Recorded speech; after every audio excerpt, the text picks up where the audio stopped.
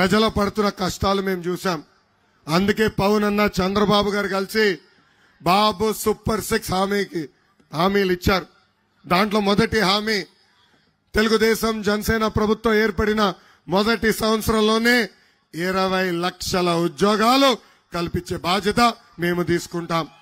ఇంకా అంతేకాదు, ఉద్యోగాలు వచ్చే వరకు కొంచెం ఆలస్యం అవుతే నిరుద్యోగ యువకులకి ప్రతి నెల 3,000 రూపాయలు నిరుద్యోగ భృతి కూడా మన ప్రభుత్వం అందజేస్తుంది.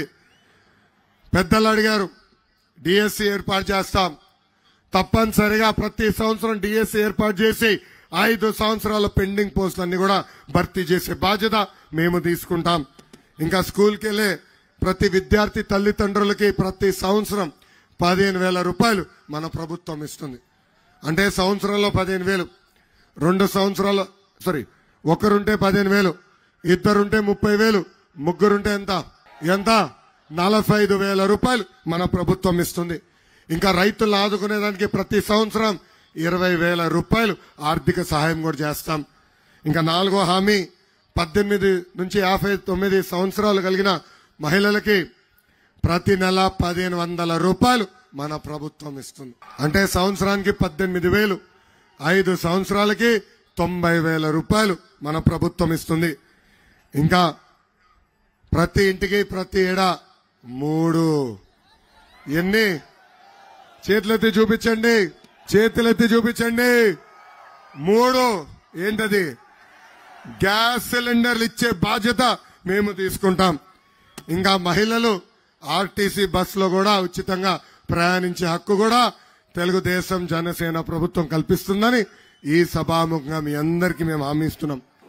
జగన్మోహన్ రెడ్డి గారిని తిట్టడానికే టైం ని స్పెండ్ చేస్తున్నారు కానీ వాళ్ళు ఎన్నికల్లో ఏం ప్రచారం చేశాం, ఏ సంక్షేమాన్ని అందిస్తాం, ఏ అభివృద్ధిని అందిస్తామని చెప్పిన మాటల్ని మరిచిపోవడం ఇక్కడ మనం గమనించాలి. ఎందుకంటే మీరు చూశారు ఏ విధంగా అధికారంలోకి వస్తే మేము సూపర్ 6 అమలు చేస్తామని చెప్పారు.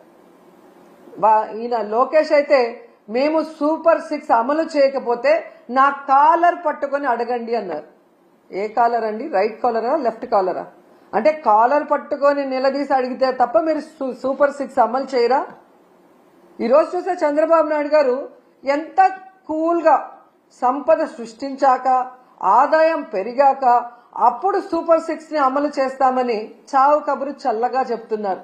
మరి ఆ రోజు చంద్రబాబు నాయుడు గారు, పవన్ కళ్యాణ్ గారు ఎన్నికల్లో ప్రచారం చేస్తున్నప్పుడు మీకు తెలీదా? ఎందుకు ఆ రోజు ఇదే మాట చెప్పలేదు? మేము వచ్చాక సంపద సృష్టించాక ఆదాయం పెరిగితేనే సూపర్ 6 అమలు చేస్తాం, లేకపోతే చేయలేమని ఆ రోజు ఎందుకు చెప్పలేదని అడుగుతున్నా. ప్రజల్ని మోసం చేయాలన్న ఆలోచనతోనే కదా అబద్ధం చెప్పారు. మళ్ళీ మీరు చూస్తే చాలా ఎటకారంగా చంద్రబాబు నాయుడు గారు, మీరు కూడా వినుంటారు, పెద్ద గొంతేసుకొని చెవిలో మైక్ పెట్టుకొని తమ్ముళ్ళు బటన్ నొక్కుతాడంట జగన్మోహన్ రెడ్డి. బటన్ నొక్కడం పెద్ద విషయమా? మూలనున్న ముసలమ్మ కూడా బటన్ నొక్కుతుంది అని ఎటకారంగా మాట్లాడాడు. మరి మీకు కూడా 73 ఏళ్లు పూర్తయ్యాయి కదా, మూలనున్న ముసలమ్మ బటన్ నొక్కగా లేంది 73 ఏళ్ల ముసలోడివి మీరెందుకు నొక్కలేకపోతున్నారు ఆ బటన్ అని ముసలోళ్ళందరూ గుసగుసలాడుకుంటున్నారు. మీకు వినిపిస్తుందా?